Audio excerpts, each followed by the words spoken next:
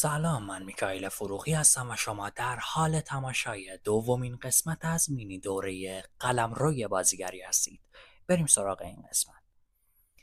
توی جلسه دوم این مینی دوره قراره یاد بگیریم که چطور میتونیم یک بازی طبیعی تر داشته باشیم.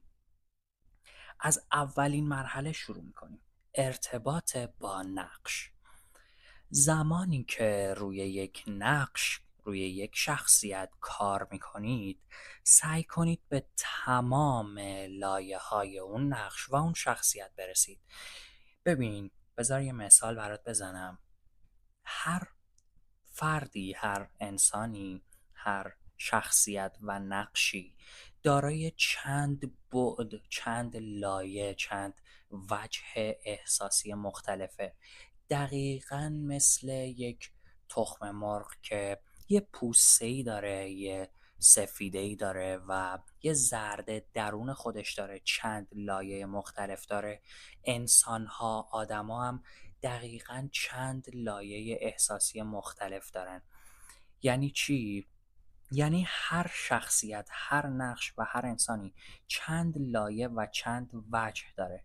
یعنی اینجوری نیست که برای مثال ما اگر نقش یک آدم غمگین و افسرده رو داریم، از اول نمایش با اشک و آه و ناله و گریه وارد صحنه بشیم و تا آخر داستان همین شکلی ادامه بدیم. یا اگر نقش یک آدم تندخو، یک آدم بد اخلاق و عصبی رو داریم، از اول اینجوری نیست که تا وارد صحنه میشیم داد و بیداد کنیم، فریاد بزنیم، با کتک کاری شروع کنیم و تا آخر نمایش هر کی یه دیالوگ بمون داد پاشیم یکی بزنیم تو گوشش و بعد جواب دیالوگش رو با داد و فریاد بدیم.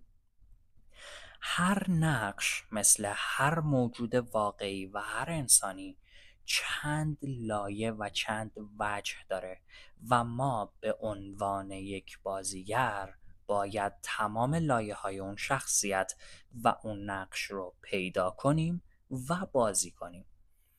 برای مثال، یک آدم افسرده یه جا مهربونه، یه جا بغض میکنه، یه جا میخنده، یه جا حسودی میکنه، یه جا داد و فریاد و پرخاشگری میکنه. یعنی چند تا وجه مختلف، چند تا حالت احساسی مختلف درون خودش وجود داره.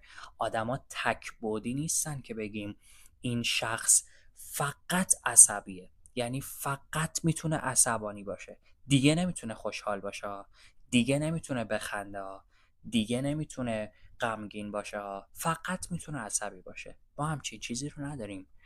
یک آدم ترسو میتونه یه جاهایی به قوی ترین و شجاع ترین آدم تبدیل بشه. انسان ها ابعاد مختلف شخصیتی دارن. یعنی ما باید برای یک نقش پردازی طبیعی تر و یک بازی بهتر و قابل لمستر، یعنی چیزی که مخاطب توی اجتماع، توی رفتار انسانهای دیگه دور و برش این رفتار رو، این ویژگی ها رو بیشتر دیده، قابل لمستر براش. ما برای اینکه بتونیم یک بازی قابل لمستر و طبیعی تر داشته باشیم که مخاطب هم با اون بازی و با اون شخصیت ارتباط بهتری برقرار میکنه، باید کلیشه‌ای بازی نکنیم. و کلیشه‌ای بازی کردن یعنی دقیقاً اینکه ما بیایم اون ویژگی از اون شخصیت که بلده، بارزه توی متن رو فقط به مخاطب نشون بدیم.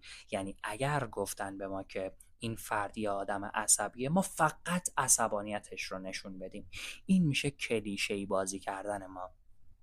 یعنی اگر ما نقش یک آدم حسود، یک آدم خسیس یا یه آدم مهربون رو داریم، باید بگردیم و ویژگی های دیگه ای از اون شخصیت رو پیدا کنیم که اون رفتار کلیشه‌ای درونشون نیست. یعنی ما باید دقیقاً صحنه هایی رو پیدا کنیم، ویژگی هایی رو از اون شخصیت پیدا کنیم که اون ویژگی کلیشه‌ای رو توی خودش نداره.